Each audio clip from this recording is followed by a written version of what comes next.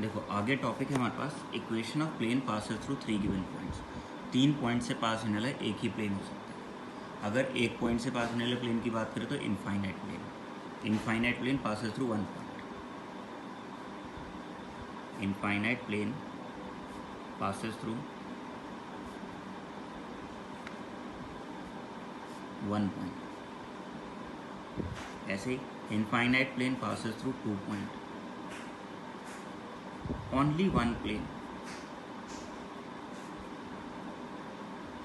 passes through 3 points। ठीक है, इसी तरह से जब प्लेन में ना पॉइंट्स के कोप्लेनैरिटी का कॉन्सेप्ट आता है तो 2 पॉइंट हमेशा कोप्लेनर होता है। 3 पॉइंट्स के लिए कोप्लेनैरिटी का कॉन्सेप्ट होता है, वो हम आगे पढ़ेंगे। अगर हमें एनडीए वाले में क्वेश्चन करना हो इस तरह का कि पॉइंट 3 पॉइंट दे रखे हैं, उनसे पास होने वाले प्लेन की इक्वेशन, बहुत सिंपल सा तरीका है। उस प्लेन की इक्वेशन को कार्टेशियन फॉर्म में लिखो, यानी कि इस फॉर्म में,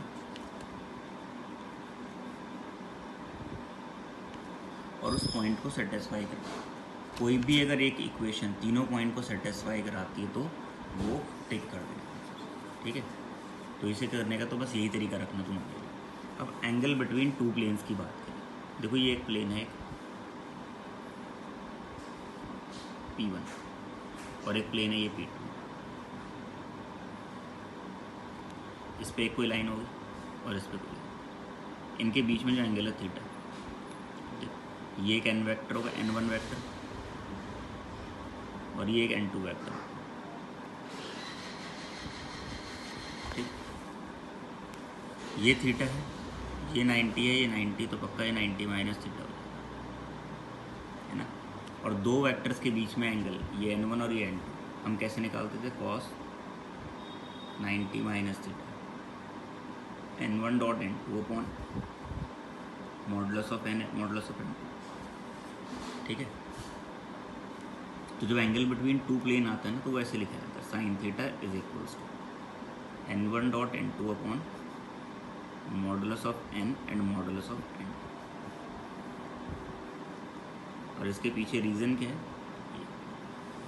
ठीक है, तो अगर असर्शन रीजन का क्वेश्चन आता है कि angle between 2 plane is this, और उसके पीछे रीज़न ले लिया जाए angle between 2 vector is cos theta is equal to n1 dot n2 upon modulus of n1 n2, तो एंगल बिटवीन 2 प्लेन ऐसे निकलेगा और रीज़न यही होगा उसका, cos theta is equals to n1 dot n2 upon modulus of n1 n2।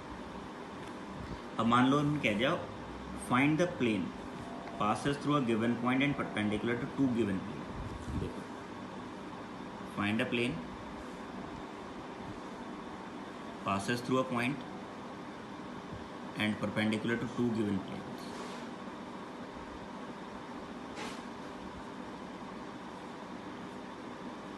ठीक है, तो पहली चीज़, तो जो ऑप्शन दे रखे होंगे उसमें ये प्लेन की ये पॉइंट सेटिस्फाई करेगा, पॉइंट सेटिस्फाई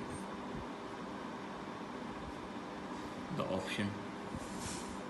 ठीक है, दूसरी चीज़ क्या है, क्योंकि ये प्लेन परपेंडिकुलर है ना इस पे, तो इसका जो n2 बनेगा और इसका वेक्टर मान लो n1,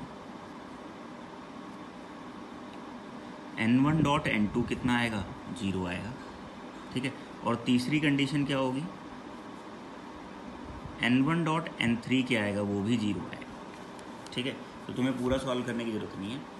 जो भी ऑप्शन दे रखे हैं पहले उस ऑप्शन में ना जो पॉइंट दे रखा है वो सेटिस्फाई करा के देखो। अगर वो पॉइंट एक से ज़्यादा प्लेन में सेटिस्फाई करता है तो सेकंड और थर्ड कंडीशन पे आएंगे। अदरवाइज अगर एक पे सेटिस्फाई करा तो वही आंसर हो जाएगा। अगर एक पे सेटिस्फाई नहीं कर रहा है, एक से ज़्यादा पे सेटिस्फाई कर रहा है, तो आ जाओ इसका नॉर्मल और इसके नॉर्मल का डॉट प्रोडक्ट निकालो, 0 आ गया। ठीक है, अब फिर जो तीसरा प्लेन है ये n1 और n3 का डॉट प्रोडक्ट निकालो, ये भी 0 आ गया। अगर 0 आ गया तो क्वेश्चन नहीं करता, मतलब यही सेटिस्फाई। हमने क्या लिखा, equation of plane passes through a point and perpendicular to 2 planes, passes through point and perpendicular to P2 and P3, 2 plane के